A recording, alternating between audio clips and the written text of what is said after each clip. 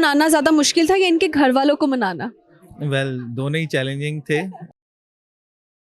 क्योंकि दुल्हन तैयार होती है तो मेकअप करने में इतना इशू नहीं होता। रिएक्शन क्या होगा, बस शूट कर दूंगी। बेटा भाभी दबंग है।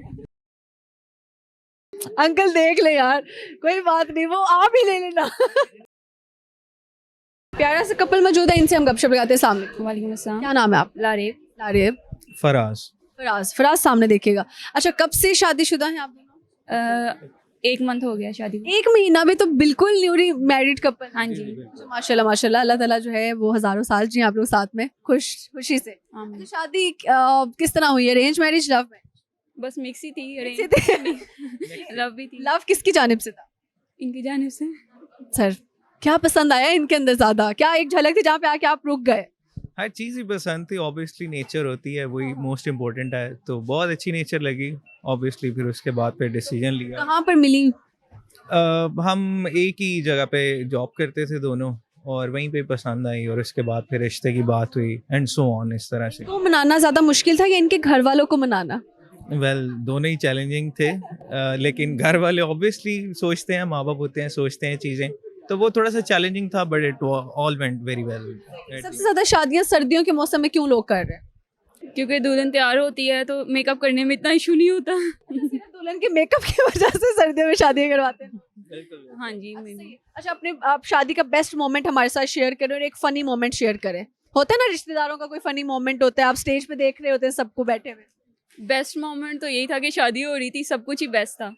फनी तो आई थिंक कुछ भी नहीं था। हाँ। फनी मोमेंट किसी ने सालन बैग में डालने की कोशिश की हो, हमारा पता चला हो, हमारा ध्यान बस एक दूसरे खाली इन्वेलप दे गया हो। नहीं, ऐसा कुछ नहीं हुआ, पर थोड़े से लोग थे इस तरह से तरी, बट अब अच्छा इवेंट था, सारा खूबसूरत था, यही मैं कहूँगा। फनी मे बी इस पॉइंट पे ना याद आ रहा हो, बट वैसे ओवरऑल अच्छा था।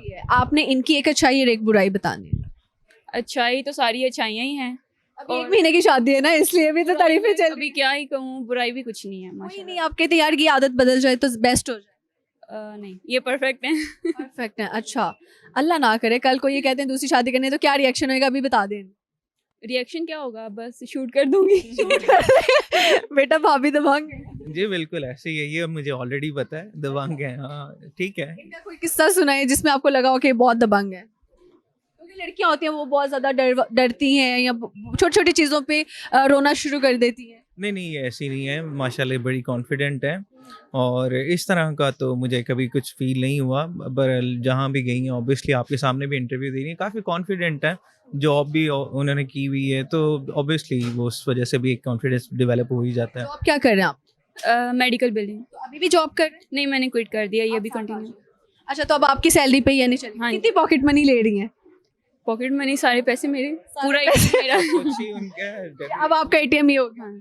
अच्छा, हस्बैंड के पैसे खर्च करने में ज्यादा मजा आता है या अपने अम्मा अब्बा के करने के ज्यादा मजा आता नहीं, हस्बैंड के। है? हस्बैंड के। पहले तो खुद जॉब करते थे, पता था कि कमाना है और लगाना है। अब हस्बैंड एटीएम है तो फिर क्या जरूरत है और कुछ की। यार ये पता नहीं कैसा एक्सपीरियंस होता है, अब देखेंगे अपने जमाने में। ठीक है। अच्छा, मुझे बताइए कि why you choose euro store for grocery और शॉपिंग? अभी फिलहाल हम विंडो शॉपिंग करने आए थे, लेकिन करते करते हमने काफी कुछ ले लिया हुआ है। करते करते काफी बिल बन जाए। हाँ जी, बिल बन गया। सही है। क्या कैसा लगा आपको? इनकी क्वालिटी वाली चीजें हैं, अगर ऑनेस्ट रिव्यू की बात करूं तो क्या कहना चाहें? नहीं, अच्छी हैं और अफोर्डेबल प्राइस है सबकी। अभी मैंने ट्राउजर्स बाई किए हैं, लेकिन वो अच्छे लगे मुझे। ट्राउजर्स में भी, मतलब कि कपड़ों में भी क्वालिटी अच्छी? हाँ जी, अच्छी क्वालिटी।